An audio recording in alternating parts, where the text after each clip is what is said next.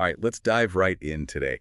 We're tackling angina, something you future doctors definitely need to be ready for in the MSRA, especially since it's so common here in the UK. So many people are affected by it. You know, it's interesting because angina isn't just about memorizing symptoms for the exam. It's really about understanding the mechanisms, the why behind it all. And that actually helps connect it to the bigger picture of heart health. Okay, so let's start with the basics. What exactly is angina? Angina is basically the heart muscle crying out for help. It's like a pain or discomfort because the heart isn't getting enough of that lovely oxygen-rich blood. And that's usually because of problems with the coronary arteries, right? You got it usually narrowed or blocked arteries. Yeah. And, the sources actually use some pretty vivid descriptions for the pain. Yeah, I saw that squeezing, pressure, heaviness, even a tight band around the chest. Exactly. It's not exactly subtle. But wouldn't other conditions cause chest pain too? How can doctors be sure it's angina and not something else? That's where differential diagnosis comes in. You're right, chest pain can be a symptom of loads of things. It could be gastrointestinal or musculoskeletal, even anxiety can cause it. So it's like a process of elimination. In a way, yeah. You have to look at the whole picture, the patient's history, a physical exam, and of course, order the right investigations. Speaking of investigations, the sources mention things like blood work ECGs, echocardiograms. What exactly we're looking for with each of those? Hold on, before we jump into tests, I think we need to make sure we're clear on the different types of angina first. Right, the sources mention stable versus unstable. Okay, so stable angina, that's the most common one. It's usually triggered by exertion, things like physical activity or stress. So like if someone's working out or maybe having a stressful day at work. Exactly. It's kind of like the heart saying, hey, I need more oxygen. But then it calms down when you rest or take medication. So stable angina, it's sort of predictable. It happens when you do certain things and then goes away when you stop. Right. But then you have unstable angina, and that one is much less predictable and way more dangerous because it can happen even when you're resting or even sleeping. Oh, wow. So if someone's just chilling on the couch and they get chest pain, that's a red flag. Huge red flag. Unstable angina could mean there's a serious blockage in the coronary arteries, and that means the risk of a heart attack is much higher. That sounds scary. So unstable angina is definitely a medical emergency. Absolutely. No time to waste with that one. Okay, so we got stable and unstable. Now, before we get to the tests, I'm curious, how common is angina actually here in the UK? Do we have any stats on that? The sources do actually dive into UK-specific numbers, which is super useful for the MSRA. And get this, around 8% of men and 3% of women aged 55 to 64 have reported experiencing angina. Wow, that's higher than I thought. Yep. And I'm guessing those numbers go up as people get older. You bet. And it's not just age, ethnicity comes into play, too. South Asian populations in the UK, for instance, have a higher risk compared to the general population. That's really important to keep in mind when you're seeing patients, right? You really have to consider individual risk factors. Absolutely. Okay, so speaking of those risk factors, what are some of the usual suspects for angina? Well, I know smoking, high blood pressure, high cholesterol, diabetes, those are all bad for the heart in general. Those are the classics. And don't forget family history, a sedentary lifestyle. Those matter too. But what's really interesting is the role of socioeconomic factors. Socioeconomic factors, you mean like income level, education, things like that can affect your risk of angina? Exactly. Studies have shown a strong link between deprivation and heart problems, including angina. It's complicated, of course, but definitely something to be aware of in practice. So angina isn't just a medical issue, it's connected to social factors too. It really is, and that's why it's so important to think about the whole person. Not just their symptoms, but their life circumstances too. This is fascinating. I can already see how this deep dive is going to be helpful beyond just the MSRA. This is important for any doctor working with patients in the UK. It really is. But let's get practical for a minute. How does angina actually show up in the clinic? What are the symptoms doctors should be looking out for? That's a great question. Let's talk about the clinical presentation of angina. It's not always textbook, So not everyone gets that classic crushing chest pain we see in the movies. Sometimes it's more like a tightness or a pressure, even a burning sensation or indigestion. And the pain isn't always just in the chest. It can spread to the arms, neck, jaw, or back. That sounds tricky. Yeah. So how do you tell the difference between angina pain and, say, heartburn or a pulled muscle? It all comes down to taking a good history, asking the right questions about the pain, what triggers it, how long it lasts, what makes it better or worse. And I'm guessing you also consider their risk factors and overall health. Definitely. We're putting together a puzzle looking at the whole picture to figure out what's going on. Makes sense. But I bet there are some tricky cases too, right? Like what about elderly patients? Do they always present with the classic symptoms? Not necessarily. Older patients might not experience pain as intensely, or they might have other health issues that mask the usual symptoms. I see. So angina can be a bit of a chameleon sometimes. It can. And that's why it's so important to be aware of these variations, especially for the MSRA. They love to test your ability to think critically and apply your knowledge to different scenarios. Okay, so we've covered the types of angina, the risk factors, how it presents in patients. What's next in the diagnostic process? How do we confirm a suspected case of angina? Right, so we're suspecting angina based on what the patient's telling us and what we're seeing, but we need to back that up with some solid evidence. Exactly. We need to confirm the diagnosis, and that's where investigations come in. Okay, so the sources talk about blood tests, ECGs, echocardiograms. Can you break down what each of those tells us? It's like we're gathering clues to understand what's happening with the heart. Mm-hmm. So with blood work, we're checking things like full blood count, renal function lipids. So making sure the kidneys are doing okay, checking cholesterol levels, that kind of thing. Exactly. We want to rule out other potential problems and just get a baseline picture of the patient's overall health. Okay, so blood work gives us the broad strokes. But what about those more heart-specific tests? Right. So a 12-lead ECG, that's crucial.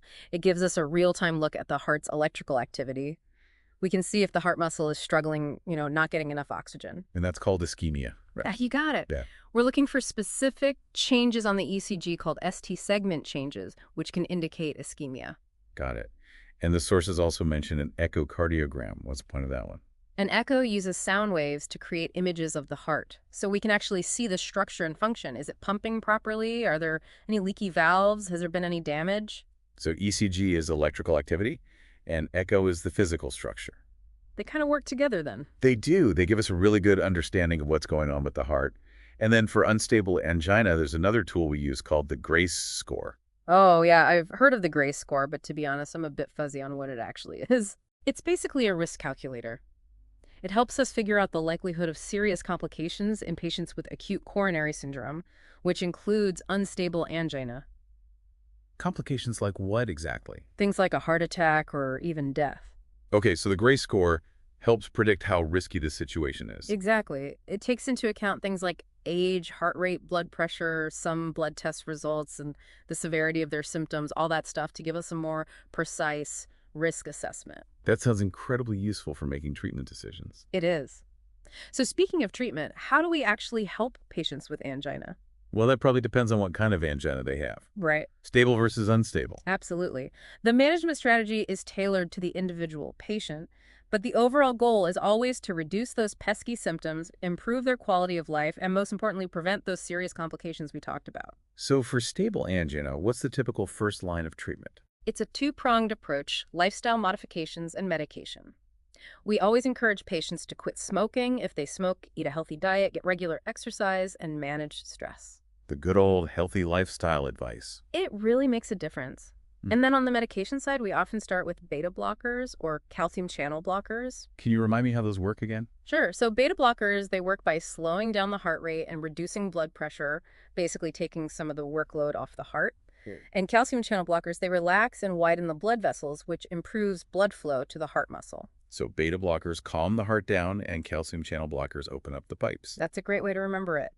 And the key is to find the right medication and the right dose for each patient, taking into account their other health conditions and any potential side effects. Personalized medicine in action. The sources also mention other medications, like long-acting nitrates. Are those used instead of the GTN spray? Not necessarily. Long-acting nitrates can be used along with other medications to provide more sustained relief from angina symptoms. GTN is more for immediate relief during an attack. I see. And what about those secondary prevention medications like aspirin and statins? Those are essential too. Aspirin helps prevent blood clots, which is crucial because patients with angina are at higher risk of having a heart attack. And statins, they lower cholesterol levels, which addresses the root cause of those blockages in the arteries. So it's a multi-pronged approach. Manage the symptoms, prevent clots, and tackle the underlying problem. Exactly. And all of this is in line with the latest NICE guidelines for managing angina here in the UK. Speaking of NICE guidelines, they emphasize managing something called nitrate tolerance. What is that exactly? Basically, nitrate tolerance happens when the body gets used to the effects of nitrates over time, so they become less effective at relieving angina symptoms. So if someone's been using GTN spray regularly, it might start to lose its punch. That's right. And that's why NICE recommends strategies to prevent or manage this tolerance. One way is to make sure there's a nitrate-free period each day, so the body can regain its sensitivity to the medication. It's like giving the body a break from the nitrates so they work better when they're needed. Exactly. And this can be done by using an asymmetrical dosing schedule or by using modified release nitrates. Modified release nitrates, what are those? They're formulated to release the medication gradually over a longer period, so it provides more consistent control of angina symptoms and avoids those peaks and troughs in medication levels that can contribute to tolerance. So it's about maintaining a steady level of nitrates in the system. Precisely. And the goal is to have a nitrate-free window of about 10 to 14 hours each day. This allows the body to reset and become more responsive to nitrates again. Okay, that makes sense. So we've got lifestyle changes, medications, strategies to manage nitrate tolerance. Ugh. But what about those more invasive procedures? When are those considered in the management of angina? You're talking about revascularization procedures like PCI and CABG? Yeah, PCI and CABG, those are the big guns, right? They can be. These procedures are typically reserved for patients who have severe angina symptoms or whose angina doesn't respond well to medication. So if lifestyle changes and meds aren't cutting it, then PCI or CABG might be the next step. That's right. PCI stands for percutaneous coronary intervention, and it's also known as angioplasty. Basically, a catheter with a tiny balloon is inserted into the blocked artery, and then the balloon is inflated to widen the artery and improve blood flow. Sometimes a stent is also implanted to keep the artery open. It's like a plumbing job for your heart. Exactly. CABG, on the other hand, is a more invasive open heart surgery.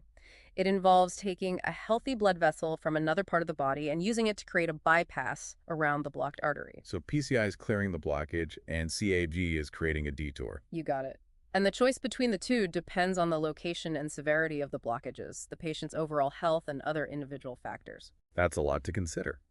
But it sounds like there are effective options available, which is good to know. Yeah. What about the long-term outlook for patients with angina, though? That brings us to prognosis and potential complications. And this is something the MSRA really wants you to understand, the potential consequences of angina and why effective management is so important. Right, because angina isn't just about chest pain. It can be a warning sign of more serious problems down the road. Exactly. So what are some of those potential complications we need to be aware of? Well, for starters, angina, particularly unstable angina, can significantly increase the risk of a myocardial infarction. A heart attack. Yep. That's a serious and potentially life-threatening event. And it makes sense considering angina is a sign that the heart isn't getting enough oxygen. Right. And are there other complications we should be worried about besides a heart attack? Oh, absolutely. Heart attacks aren't the only concern. Angina can also lead to things like heart failure, where the heart can't pump blood efficiently like it should, and arrhythmias, irregular heart rhythms. And in some cases, it can even lead to sudden cardiac arrest. Wow. So potential consequences are pretty serious. Yeah. It really highlights why we need to catch angina early and manage it effectively. Couldn't agree more. And that's something the MSRA really wants to see. Do you understand the potential risks and the importance of good management? Makes sense. Mhm. Okay, so let's shift gears a bit and talk about how all of this applies to the MSRA. How are they going to test our angina knowledge?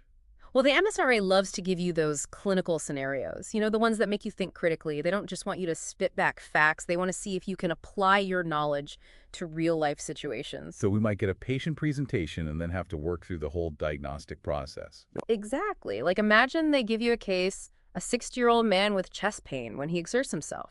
You'd have to figure out what questions to ask him, what investigations to order, how to interpret the result. And then come up with a management plan. Right. And they might even throw in some curveballs like the patient has other medical conditions that could complicate things. So it's all about showing them you can think like a doctor, not just memorize a textbook. Exactly. And one of their favorite ways to test that is with those single best answer questions, the SBAs. Oh yeah, the SBAs, those can be tricky.